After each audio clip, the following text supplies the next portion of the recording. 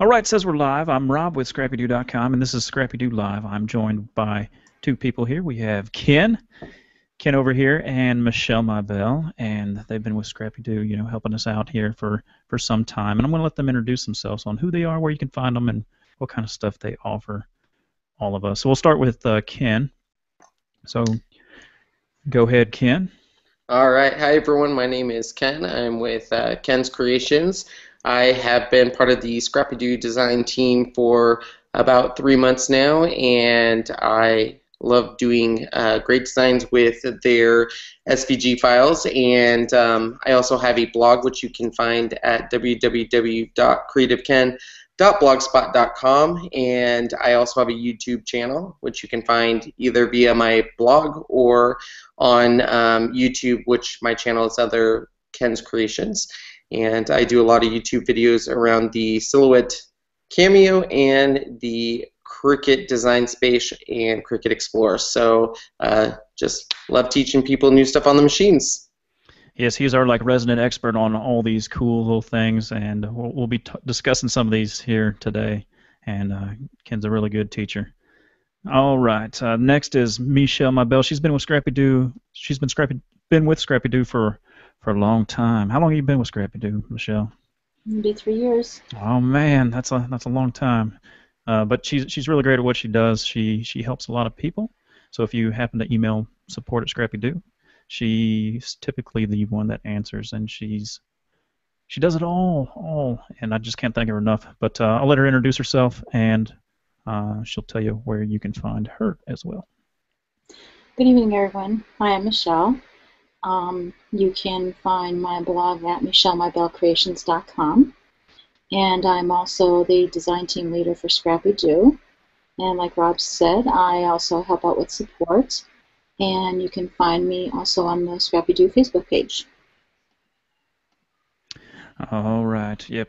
She does a lot of work, and I can't thank her enough. All right. So usually we start off the program with sort of explaining how things work here. And, so if you have a question at any time, feel free to type it below. Wherever you're watching this video, whether it's YouTube or the live event page, you can just comment below, and we will track all the questions and comments. We already have some already that we'll get to. But, just as an example, we have not a question, but you can even say hi if you wish. But, we have one from Vicki. She said, "Thank you, Rob. I got my reminder, and here I am. Hello, everyone." So that's just letting you know that we are tracking all the comments that you're leaving. So this is a live event. All right, so something you need to understand about the live event is that there's typically a 30 to 60-second delay between what we're talking about and what you guys are seeing. Now, if we moved on to a new topic and you have a question on what someone covered, we will go back to that topic, okay? So your questions will get answered. All right. So we're going to jump right into the main topics that we're going to talk about today. So collectively, we all belong. Ken belongs to tons of Facebook groups. Michelle, she scours the forums. I belong to a couple Yahoo groups. And that's where we typically get our topic show ideas. And if you guys have a topic idea, feel free to submit it. Support at ScrappyDew.com, and we'll try to put something together for you guys. But this is what we came up with today. So today we're going to be talking about the Silhouette Design Studio to start off with, and version 3. Ken uses it, Michelle uses it, and so they are both pretty familiar with it. I think he's been using it a little more. And so one of the first things that we wanted to highlight today is the nesting feature that is in version 3. And I'm going to turn the show over to Ken, and he's going to show us what the nesting feature is and how one would use this. All right. Perfect. All right, guys, I'm going to share my screen with you. The first thing while I'm sharing my screen that I want to explain to you guys is when I first, nesting came with version 3 upgrade. And when I first heard of nesting, I thought of nesting shapes. So shapes within shapes within shapes. And it's a little different in nesting in the silhouette world. And the way I like to describe nesting is kind of paper saving mode. They didn't really have a way for you to, for people who were doing complicated designs and cutting out especially a lot of the same designs, a way to do paper saving mode. So what I've done here, as you can see on my screen here, is I put a whole bunch of random designs, and if I wanted to put these in a nice fashion on my mat, I can go to this screen up here. It's got an N with 2 little shapes on it, and right now mine's going to an 8.5 by 11, and the reason why for that, just so you know, is I cut most of my paper is on 8.5 by 11 cardstock. So for me, it makes sense to have it set at 8.5 by 11 because that is what I cut with. So you want to make sure that if you cut with anything else, you would want to come up here to which is the page setting, and that is your page size, and that's where you would want to change whatever you're going to be using. So that is where you can change what your nesting size would be. But because I cut with 8.5 by 11, that's where I'm going to be. So once I have all these shapes scattered all over the place, I can actually draw a box around all of them, and if I hit nest, you're going to see everything get nested as much as possible in here. So now if I had these 2 little pieces out of here, that means it couldn't find a spot within there to nest them. But what it does, as you can see, is it's trying to figure out the best way to fit them all within this area to maximize your paper usage. So it's going to see, if I wanted to, I could obviously put that right there. I'm not sure why I didn't do that. And it could cut that star right there. And I could also put that right there if I wanted to maximize that mode. So it didn't catch that. But basically, it's a way to save paper mode. Now, the other thing you can do is you can actually nest by color. So if I have, let's say, some different colors on here, and let's change these colors here. Let's do this one in red and that one in red. Leave that one in orange. You can actually select and hit Shift and then your mouse key, and then go to your nesting tool and just nest those 2 shapes. So you can leave that orange one out. You don't have to nest everything on your page. So you can leave that one out. The other nice thing about nesting that I like is if I have a square, and I'm actually going to change to not have a fill color, and let's say I have this, and then I have a circle. Let's say I want to nest this circle in this square. So if I go to my nesting and I actually select this, I can say I want to use this. I want to set this shape as my boundary. So I'm using this now as my nesting. So then I'm going to draw a circle around this, hit nest, and now it's going to nest that within this shape. So you can actually nest shapes within other shapes. So some people use this option. I've seen when they're trying to, they want to nest it within a certain shape because they're trying to fit it into a certain box. So they've made a box and they want to fit certain other pieces within that box, so they want to nest it in that certain box. I've seen some people use the nesting feature. Let me go in, get rid of everything here.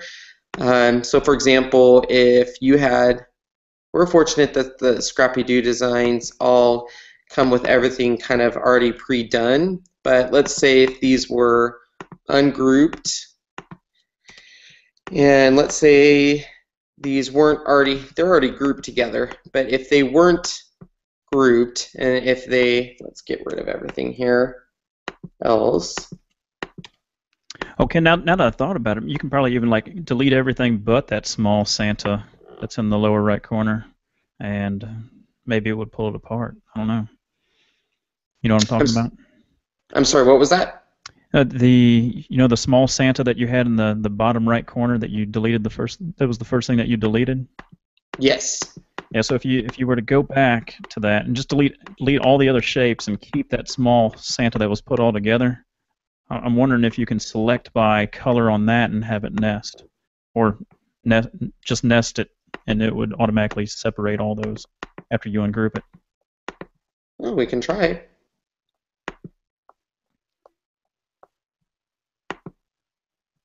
Alright, so if we go to nest, that's the only thing. So nest by color, we have to go to select color by fill, and then we go to the red and nest, draw a box, because it's, oops, we want to actually go back to this. Sorry about that, guys. Go back to this color, don't want to touch anything. By fill, red, nest, and then all you're going to do is hit nest. And unfortunately, I still have it selected to that one. I need to get rid of that fill by going back to the nest and hit use media. So let me go back and actually do that again. Sorry, guys. So we want to go back and hit use media. So go here by fill, red, nest, and now hit nest, and it will all go right there. And then you can actually just group those. And then you can just kind of go through and do that for all of them. So by hitting this in the lower corner here, this is your select by color. You're just going to hit by fill, which is your color. So on this one, we're going to hit this, which is the skin color. It selects all of those colors for you automatically. You just hit your nest up here, brings up your nest window here, and then just nest, and it brings all of them up just like that. Then you can just draw a box around them, right-click, group, and it groups those items together. And you just do that down the whole thing. So if you have for whatever reason, a SVG that it doesn't break them down like ScrappyDew files do, you can definitely use this nesting feature for that function, which makes it kind of nice so you're not breaking down each of the little files and stuff. So it's kind of a nice little easy function to do. Makes your life a little easier. I like it. Pretty cool.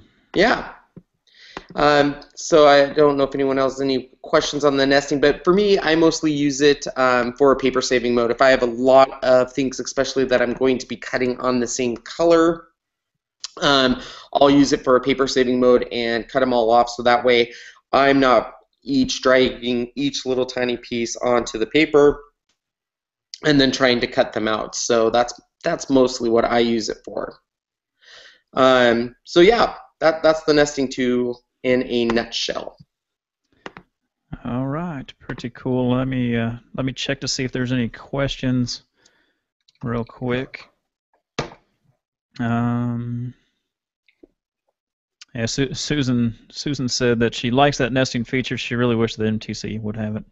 So yeah, she's an MTC user. But yeah, pretty cool feature, the nesting tool. Yeah. In the studio.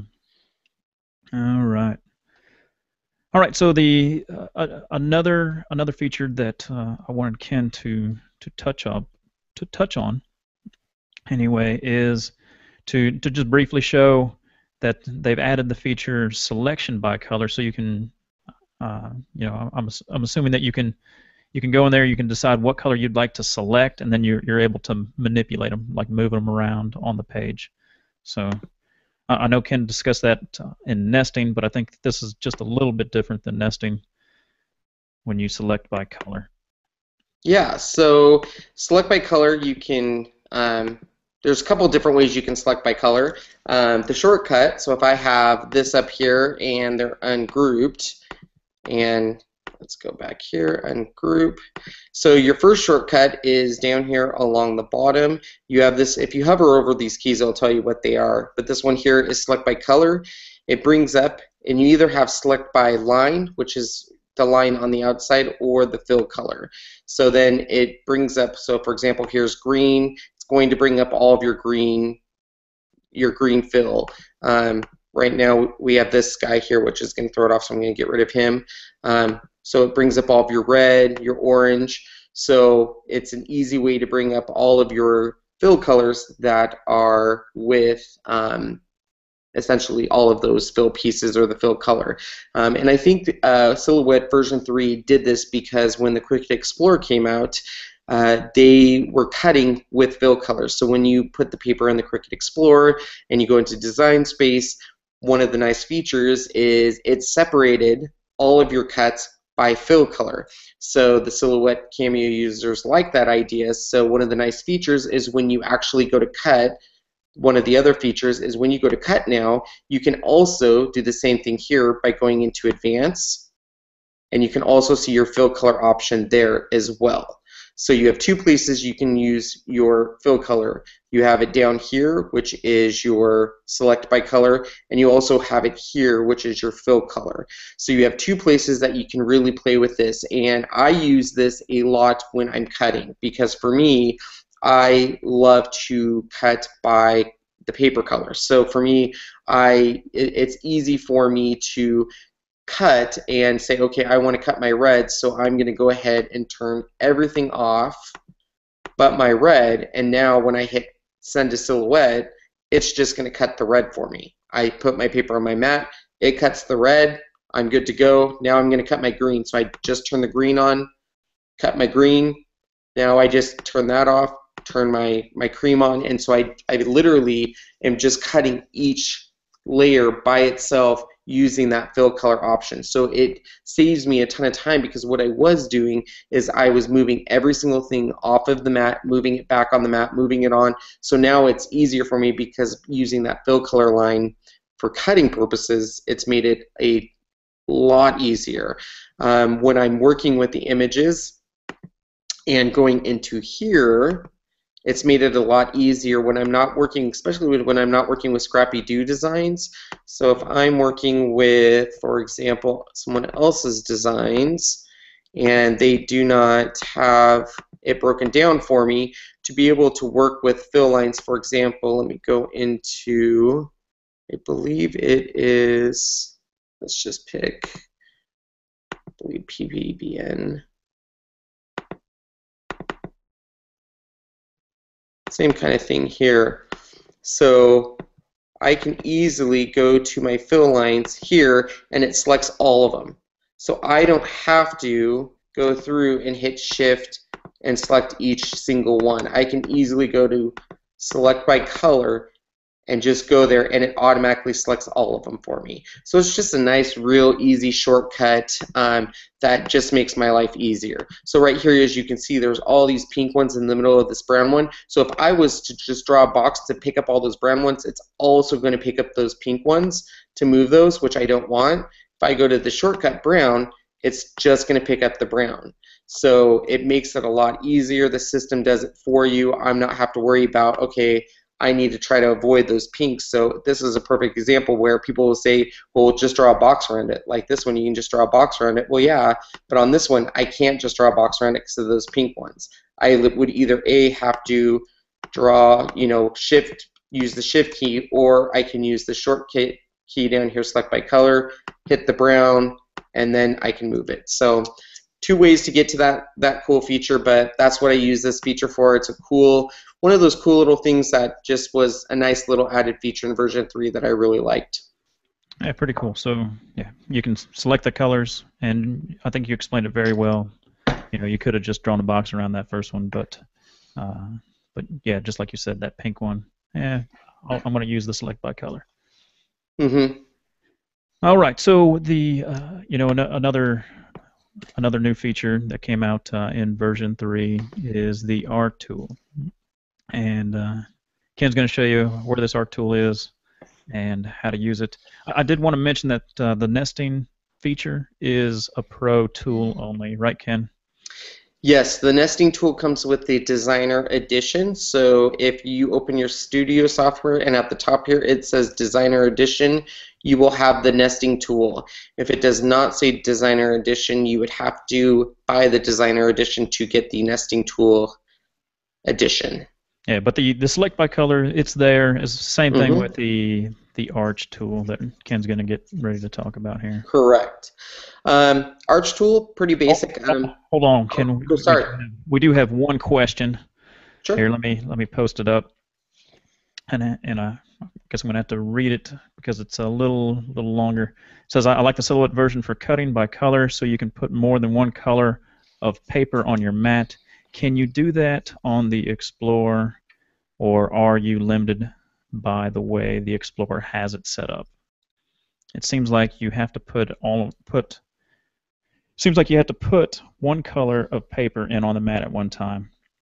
Well, I guess we can talk about that a little later, but I think that you can.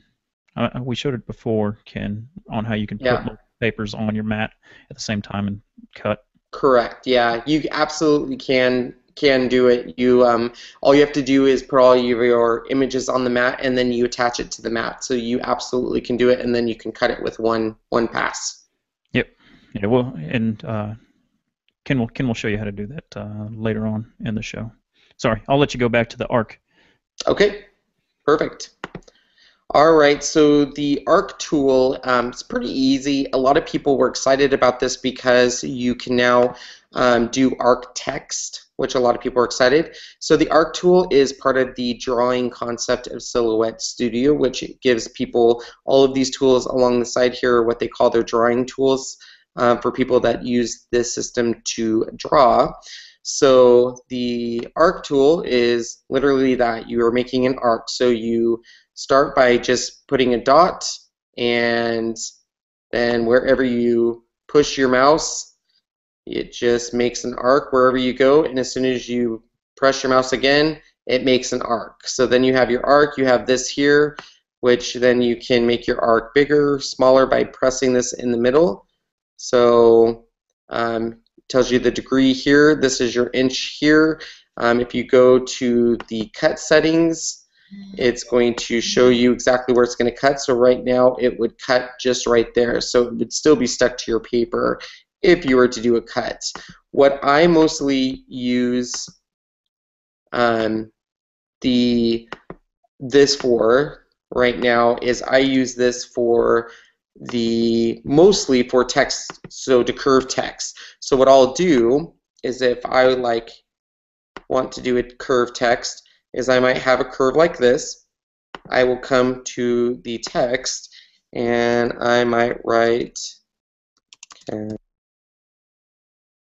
and then before I do anything, before I click out of this text box, you're going to see what this little thing here that looks like a compass.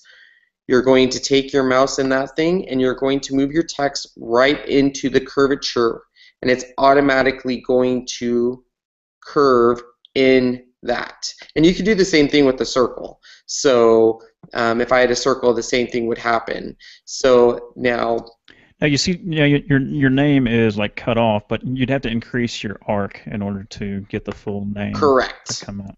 So I mean, it's not like it's lost or anything.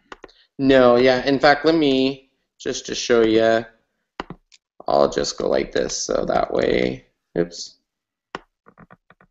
There we go. So now, once I have it here, I can actually, if I wanted to, I mean, you can move it around here, but I can actually, let's see, you can come down here to the spacing.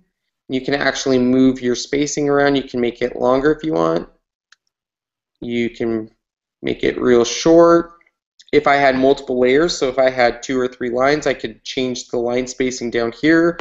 I can change how big the font is down here. You can change, of course, your font up here. So there's a ton of different stuff you can do, but as soon as the thing is as soon as you click out, like I've done there, I can no longer manipulate my font.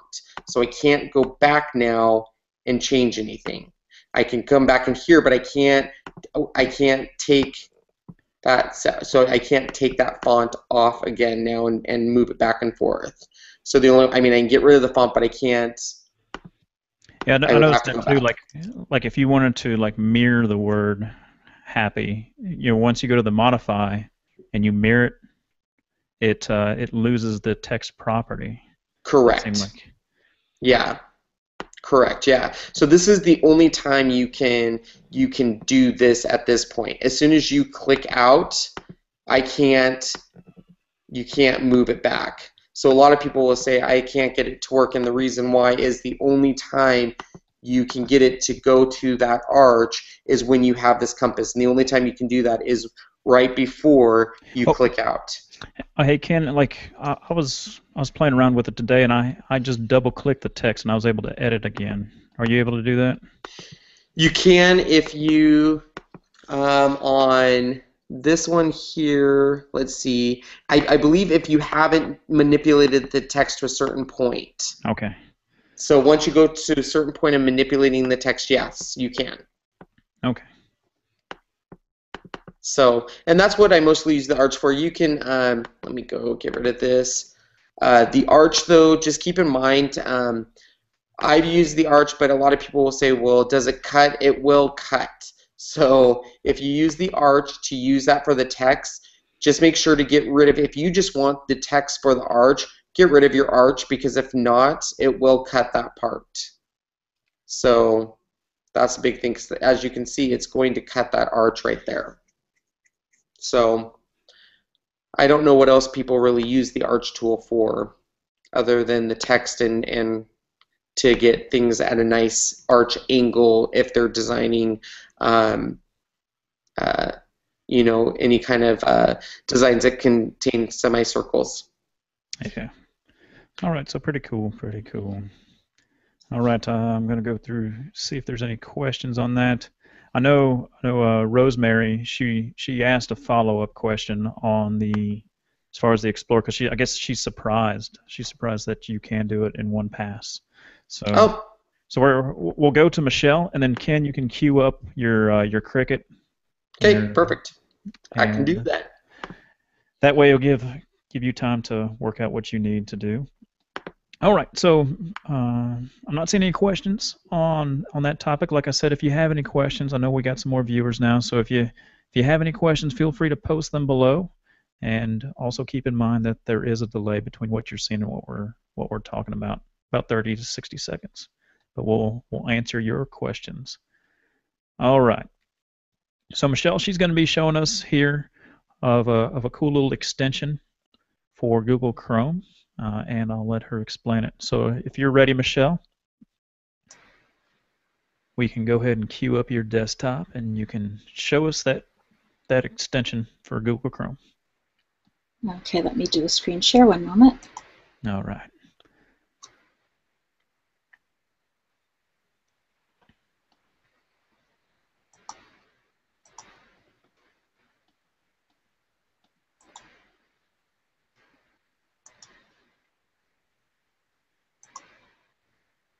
And I see your desktop.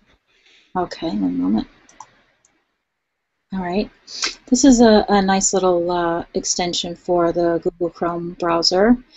You may be wanting to select a color from a website or from maybe a paper site. And I found this little tool that you can add to the browser. And I'll stick the link inside the comments and also on the YouTube page as well. So if when you get to this link, okay, it'll pull up the eyedropper, and then you're just going to click to add it. It's free. Okay, and if you have it, it will show that it's green and it will say it's installed. Okay, and then you're just going to click here, add. And now it's installed. And there's a little bit of information here on this page here, how to use it. I'm going to click out of that for now. Okay, so can you see it up here? It's right there. Okay. Okay, so what I'm going to do is I'm going to go to the ScrappyDew website, and I'm going to click on the tool and say I wanted to create a design, and I like this particular color purple right here. Okay, so what you're going to do is you're going to select pick color from web page here. Okay, and down at the bottom on my right-hand corner of the screen. I don't know if you can see it down right here. So you can see the color picker numbers down here. Okay, and as soon as I bring it up, it changes the colors. So whatever my mouse is hovered over, it will change the color. Okay, so say I wanted this color purple here. I'm just going to click on it. Okay, and then I'm going to bring up the Shortcuts a Lot program. And I'm going to add a heart onto the mat. Okay. And I'm going to take the stroke off for now. Okay. Now I'm going to have to go back to the page. Okay. And click back up on the tool up here. And right here it's going to give you the RGB numbers. The numbers are 183, 111, and 255. So I'm going to enter those into the colors.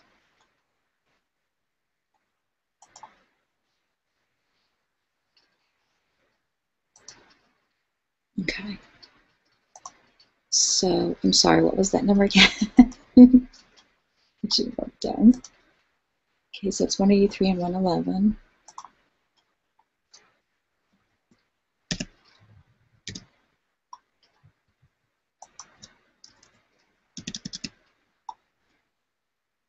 And the last number is 255.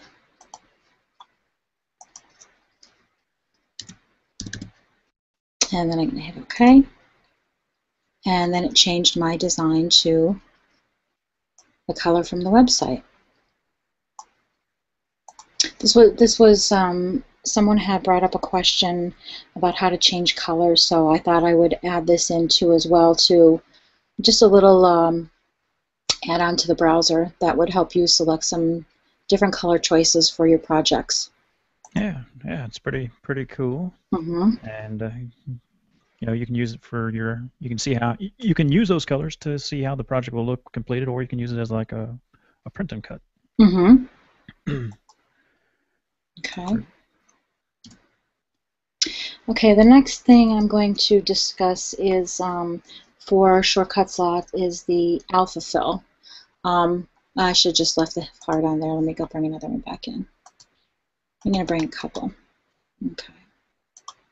Okay, so see up here by the layers panel, you can tell there are three hearts on my mat.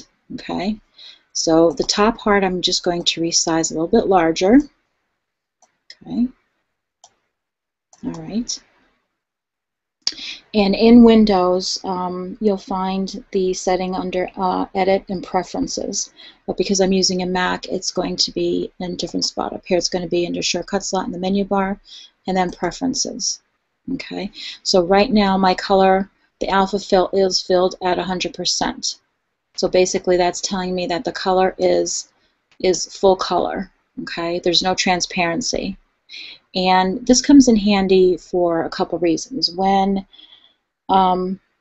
you're designing and you may not want to use the X and Y coordinates, you may just want to apply this, move the shapes by hand and just do a fast design. You can see the grid on the mat just by lowering the transparency. So like I said, right now it's at 100%. So I'm just going to lower to, say, 30%. And then I'm going to click OK. Okay, and it also becomes useful for if you have a lot of smaller shapes on your mat and you can't find them, especially when designing. Now you're able to see where they're at to select them. I mean, you could use the layers panel as well, but if you were just using the mat, so you can see where they are underneath each shape. And then if you're designing, say you wanted to make a project with a new shape with these three hearts, okay, and you place you're using the grid as your design. So you can just take because the shapes are transparent, you can just move them freely to wherever you'd like on the mat and create a new shape. I didn't even know that feature was in Shortcuts a Lot. the Yeah, and then transparency. if you select the preferences, and if I set it back to 100% again, okay, okay, it's very difficult to tell on the mat where you're in your shapes where the grid is. So you really, you're really guessing just by eyeing up. Like I said, you can use the X and Y coordinates up here to be more precise, but if you wanted to use the grid for designing, you can't really see where the grid is. So that's where it comes in handy. I'm just going to go back and change it again.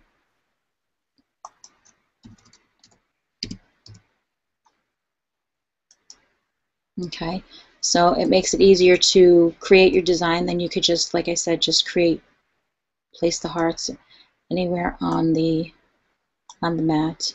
I'm just going to place them anywhere. And then you could just select them all and go up to Path and Union. And there's your new shape. So it's just a little something to come in handy when designing. Yeah. Susan I think had a question. She mentioned copy and paste. And are you able to copy and paste from that picker tool those numbers that you got, or? I'm in Mac right now, so let me get rid of this. Let me see. I don't know why my comments aren't showing up on here, so I'm having to Mine reference aren't as email. well. Yeah, I don't think I have the link up there yet. Let's try it. Okay.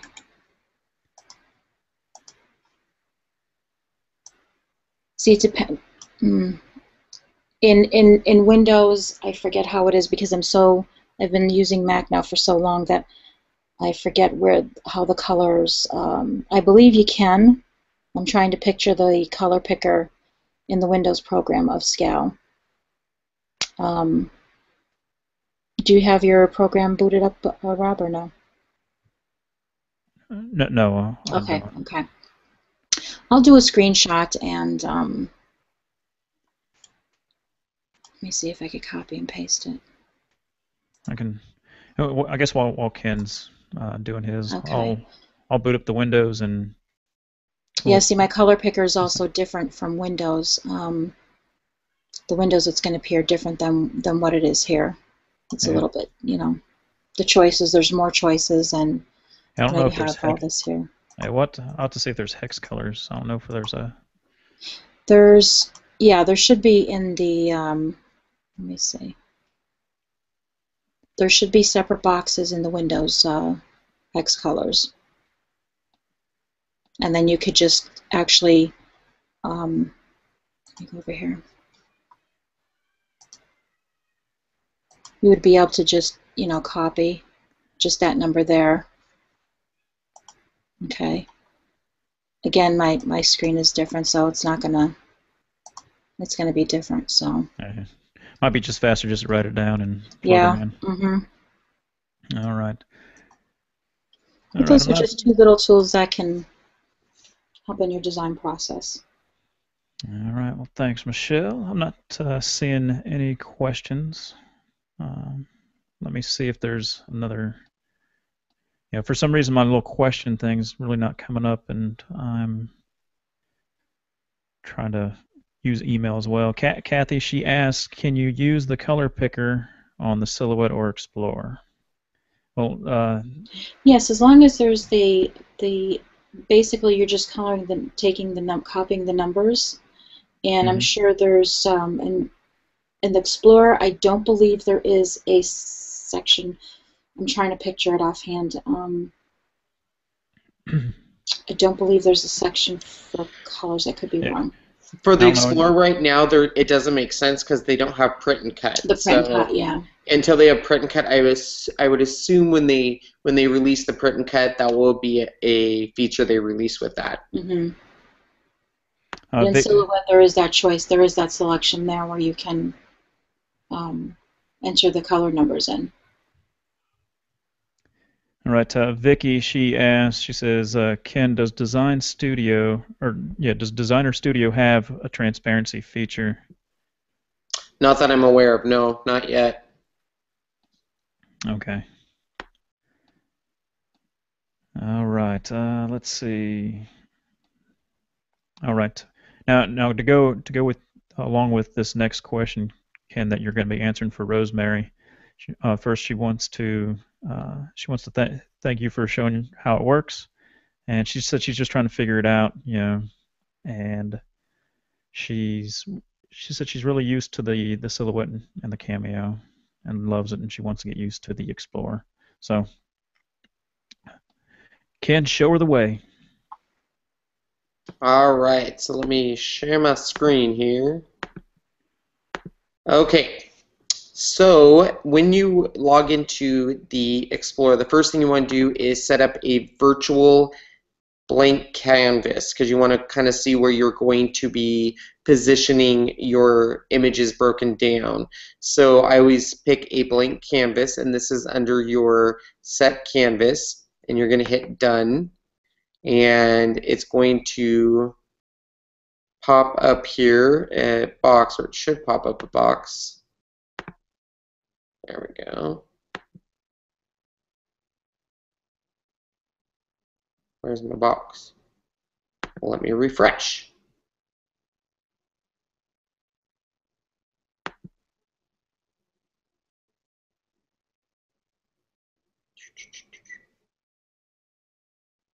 No.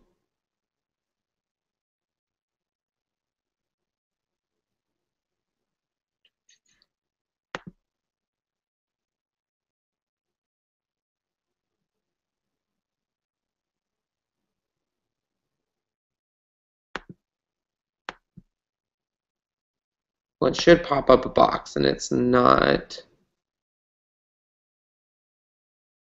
popping up. Oh, I'm sorry. There it is. I apologize, guys. It's basic canvas. I apologize about that. So, and you want to make sure it's set to a 12 by 12. I was going to the one right above it. I apologize. And once it's on a 12 by 12, I always just change it to a light green color. So that way it's just so I can see it. So you want to make sure it's 12 by 12 and just hit update canvas. So there you go. So I also turn on this little this little box up here you're going to see, and that gives you inch by inch increments here. So that kind of gives you an idea of when you're placing images how big your image is. So once you have your virtual mat set up, this lets you know a 12 by 12 mat. And don't worry, this will not cut. So you don't have to worry about turning off this canvas or this virtual mat. It just is giving you an idea of where you're going to put your images. Next thing, you just need to insert your images. So we will just pick this little bear here, insert images, and you want to size him first. So let's go ahead and size him to about there. And then you're going to ungroup this guy. And then you can move your pieces wherever you want to on your mat.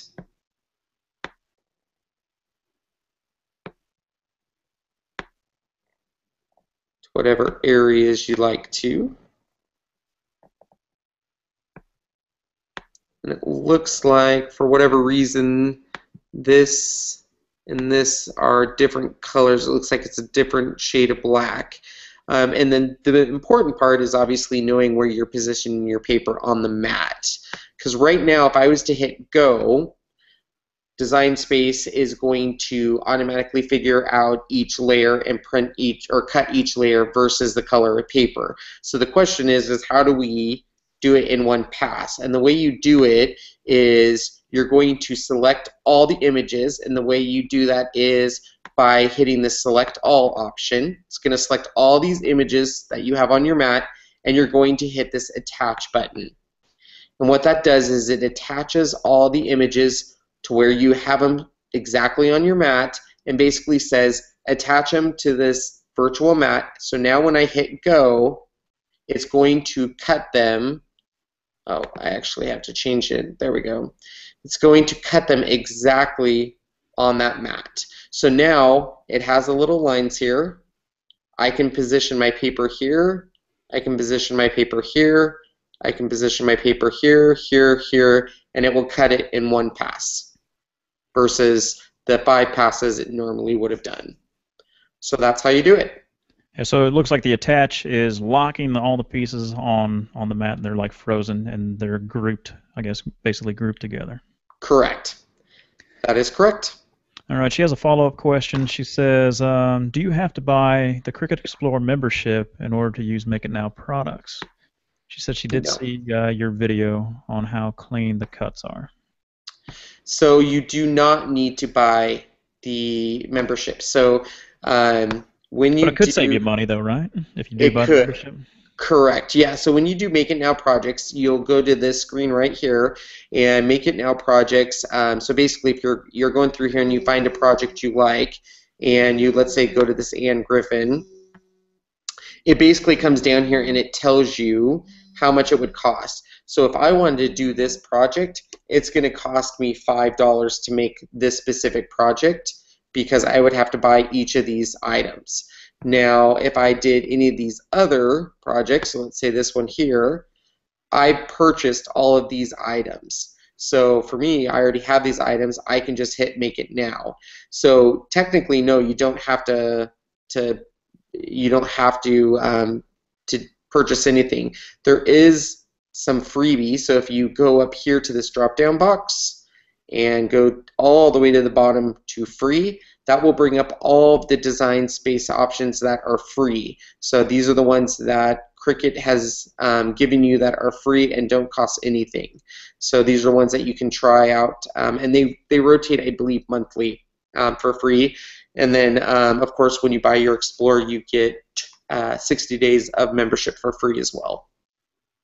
So. She also has another question that was grouped in that same paragraph. She said, do you think they will ever come up with as many design options and file options that the Silhouette America has? I mean, as the Cricut's growing.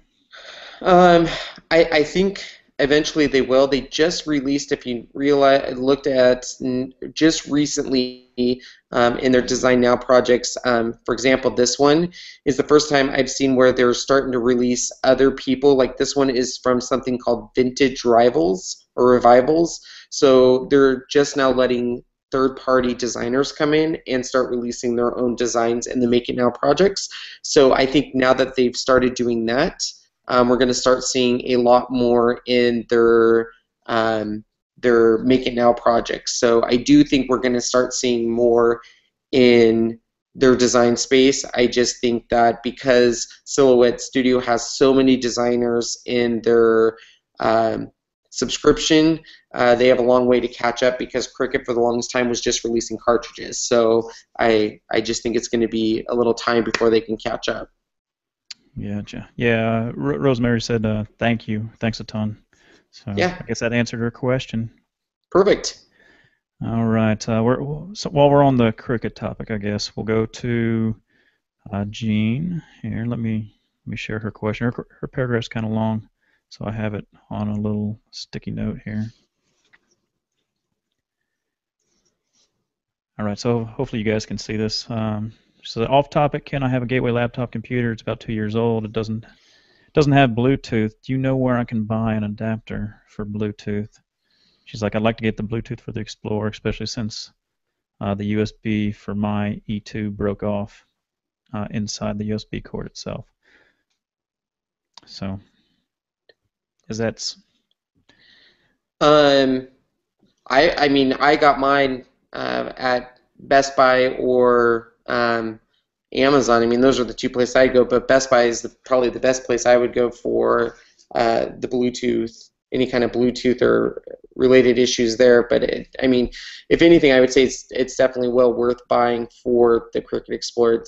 I didn't really think it was going to be that big of a difference not having the cord, but it's pretty amazing how much freedom it's given me. So.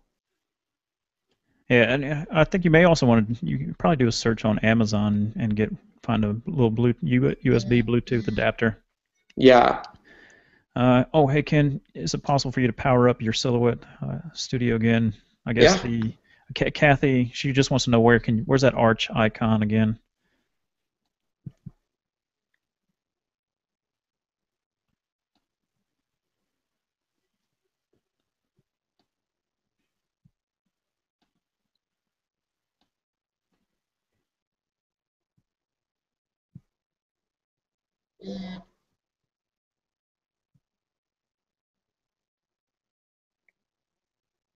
All right, I have it up right now. So in the silhouette, it's on the left-hand side under all of these drawing tools, and it is right underneath the pencil option here, and it looks like a little pie shape, so it's right there. Draw an arc.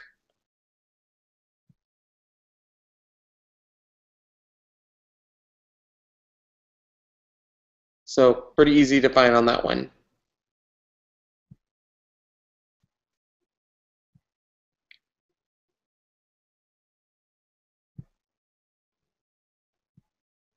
So it looks like that was the question on that one. Was there any additional questions? No, it doesn't look like there was a question on that. And then looks like you had some stuff on the ScrappyDew design team? Mm-hmm. Yeah, I can show that. Perfect. Let me get my screen one moment.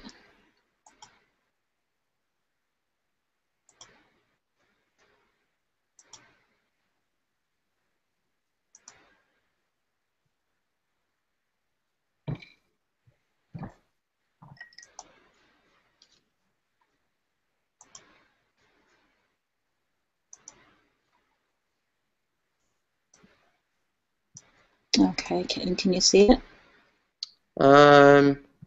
Let's see.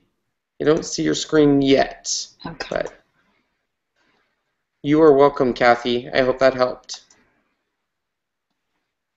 Oh, perfect, Michelle. Looks great. Okay.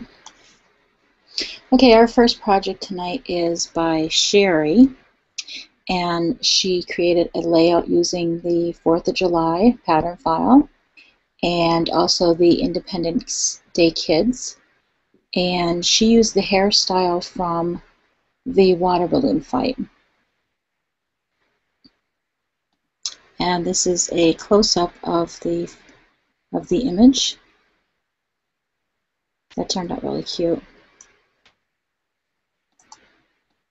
And our next project tonight is by Jenna, and she used the 4th of July pattern file as well. And this was for a 12 by 22 door decor she made for her daughter, and she's going to give it to them for the 4th of July holiday. And that can be found in that pattern file can be found in the patriotic category. And the water balloons, they can be found in the outdoor category.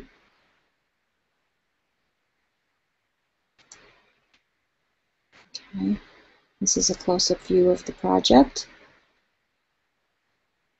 She added some glitter and looks really nice.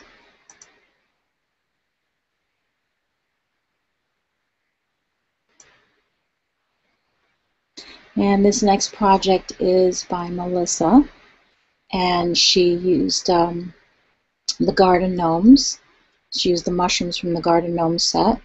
That's in the spring category. And she also used the butterflies pattern file.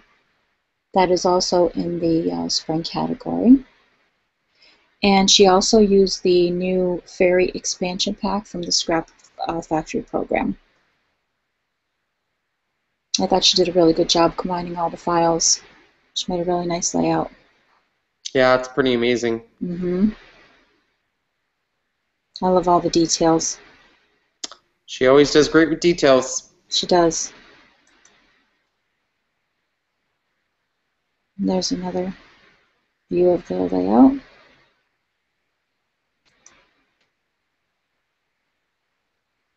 It turned out really nice. And this is another project by Melissa, and she created this project for her son for his birthday. It's another card in a box. And she used the Scrap Factory Sports Expansion Pack.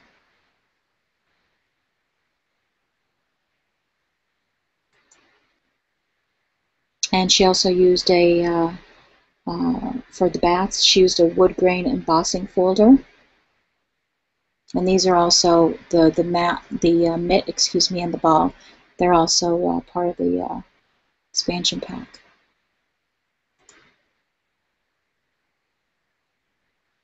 And also, I believe the font she used for this, that can be found at defont.com. It's the brand ball font. Let me see if I can pull it up.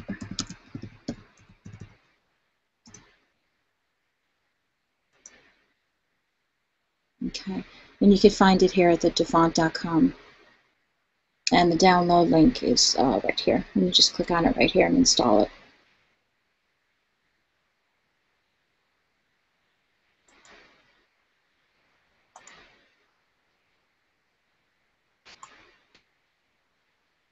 Oh, Michelle, And there's a close-up view of. Are you able to hear me? Yes.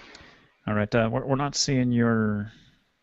I guess you only have it sharing the program itself. You don't have it sharing your desktop. And I believe that you may need to white box yourself in order to stay on yourself, because you have the controls now since my internet went out.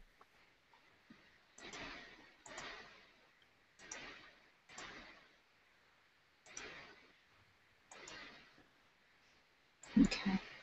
Can you see it now? I just see your photo program. I didn't know if I thought you were doing something on the web. Oh no, I was showing where they could find the font. Okay. Oh, so I see. So And okay, also, so the font was okay. yeah, make sure that you are white boxed. Okay. I'll put the link for the font also inside the comment section.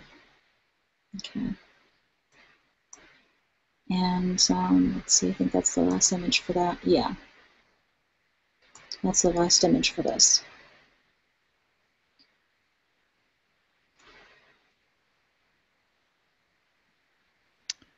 All right. Okay, and I also want to say congratulations to Jean Hemming and Jimmy Gibson. They are the winners of our recent giveaways. And Jean has won the Renew 12x12 kit by That Scrap Ink. And Jimmy has won the Sure Cuts a Lot program. And again, I want to thank both Sherry and Brandon for donating their, for being a sponsor for our giveaways. Yes, thank you guys. Thank you both. We really appreciate it. And hopefully you guys appreciate what you guys won. It's pretty cool. Pretty cool. All right. Scrolling through comments here. Not seeing any there. And back to the color picker tool. She said Mac has a color picker tool in Maverick. So I think she's talking about the magnifying glass. I don't know. So yes. Yeah, you can just hover over an image, anything on the website, and it will also pick up the numbers. Yep. So another quick tool tip. All right. Let's see if there's anything else. All right. Well, the next little quick topic that we can go over briefly. Michelle, you may have to white box me. I don't know if you have or not, but the next topic that I would like to sort of discuss here is people are talking about thin lines, thin line fonts, maybe thin line art, and how to create it. And you can do this and Make the Cut. And I sort of got the idea from one of Ken's friends, right? I call him the Popsicle guy, but Ken actually knows this guy, Christopher Allen, right, Ken? Yep, Christopher Allen. Yeah, so maybe you can explain, or maybe you can show this, what he did with popsicle sticks, and he put, he used the Cricut Explore to make handwriting, and he drew on the popsicle sticks, and I sort of thought that was a cool idea. And Michelle, you may have to screen share Ken's screen now. Yeah. So that he can show you who he is. I don't want to steal any ideas, so. But I thought it was a cool little effect. So, for you that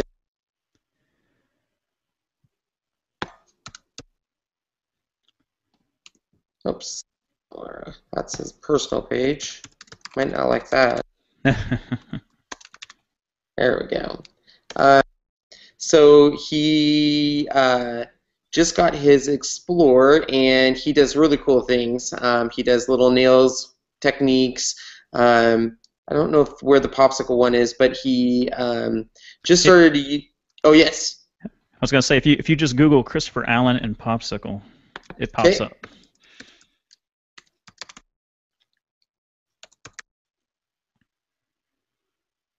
Or at least it did for me anyway.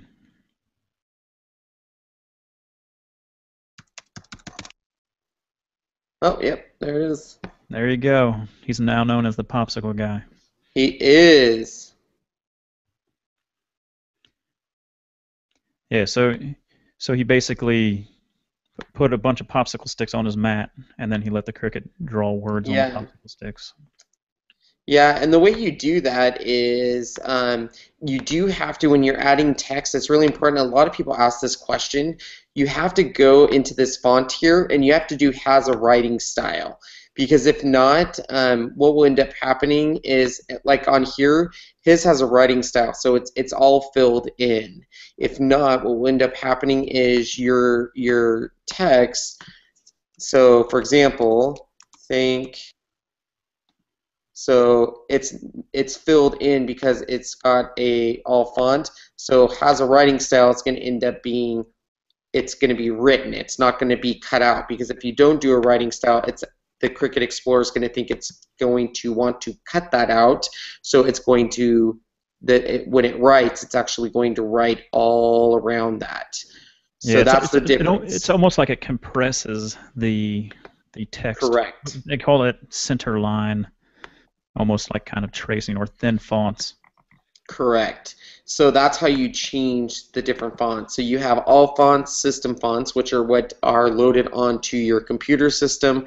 Cricut fonts, single layer fonts, which do not have a shadow or any other layer, and then has a writing style. And that's the ones that you want for if you're using the Cricut writing pens, or if you want what he did, which is writing on that. And all he really did was he took big, thick popsicle sticks and put them on a standard new mat and just had the Explorer right on there. So pretty easy process.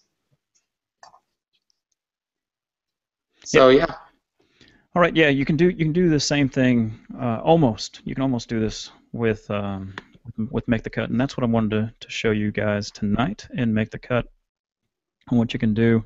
So Michelle, if you could screen share, or not screen share, but you can white box me, and I will share my desktop here.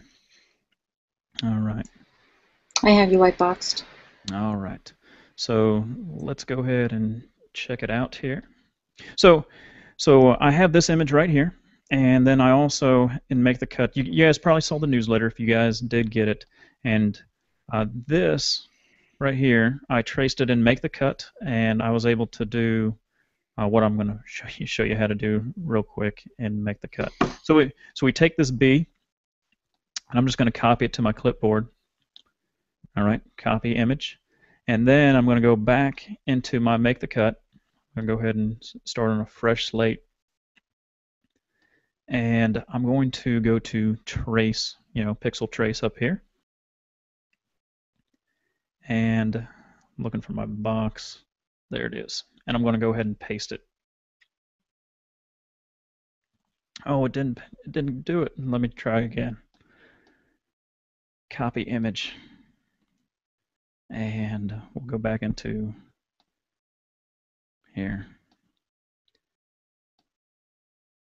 It didn't work again. Let me just try to find it in the file. All right, I put that on my MacBook under downloads. And apologize about this. It did work last night when I tried it. I don't know why my clipboard's not working. and we'll change it to date modified B coloring book.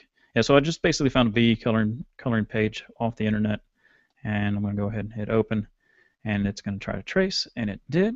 And then I'm just going to hit import because I'm done. That trace is good. I'm finished. And I can make it bigger here. And then all you have to do and make the cut is I right click, you can go to Shape Magic. If you don't know the keyboard shortcut, you go to Advanced, and then you go to Thin Paths. And it's basically going to give us a centerline trace. Now, some images and fonts work better than others. This just so happened to work okay. I have text over here, and I just have in there ScrappyDew Live, and it works really well with symmetrical types of letters. So if you can imagine a center line, just going in between that S, compared to another font, that's kind of crazy looking. Let's see if I can find one real quick that would not work as well. Like this would not work well. So it has to be symmetrical. So you do the same exact thing. I'm going to zoom out here. ScrappyDew Live. You can highlight that. You can go to the same thing, Shape Magic, Advanced. Then you can go to Thin Paths, and as you can see, this is where you can stick a pen in there, and you can have that pen draw that instead of drawing the outline. So if I were to do this one, we can see what it does, but it's not going to look pretty. And we'll go to Thin Paths. I mean, it sort of looks okay, but still, I mean, you have to think, blocky type of letters, possibly cursive handwriting type, something that's symmetrical, something that doesn't have a lot of pizzazz or flair. And something else that you can do that I showed you guys in the newsletter is that you can even add rhinestones to this. So you can preview the rhinestones on the mat, and you can just get unique effects. So that's just another way to do it. Now, if you guys don't have Make the Cut, of course, there is sort of like a free type of version of doing something like this. It will trace the image for you, and it will try to do that B. So if you take a look right here, that's what the B looked like in Make the Cut. You can check out all the teeth that it has, and I'll show you this website here. Let me pull it up in a browser. Oh, that's the YouTube channel. Let me here it is. It's called Rapid Resizer, and we'll put the link in the description box if you guys would like to go. And basically, you choose the file to upload. So this was in my downloads folder, and it was a B coloring book. We'll open it up. And the thing that you'd want that we talked about is the center line. And we want an SVG, and you can hit trace. And as you can see, it's not perfect, so you may have to do some post editing, maybe in Inkscape, maybe your favorite cutting program has something, but that would be a quick free version. But like I said, if you have Make the Cut, it works pretty good with some things. So that's about it with the thin fonts. I don't know if there's any questions. I haven't been keeping track, but I don't see any questions. Do you see any questions, Michelle, about any of that? I'm gonna check the Q&A. I don't have the link for the comment okay. tracker. Gotcha. All right. Yeah, I'm not seeing anything. All right. I did want to let you guys know that while I have my screen up here, if you go, for any of you that did not get the newsletter, that we did come out with a brand new expansion pack, and Michelle did show you in the design thing, in the design group photos. So if you go to if you go to -12.com/Scrap Factory, go down to Scrap Factory, and you can go to Fairies Expansion Packs. And these are the new fairies that come with it.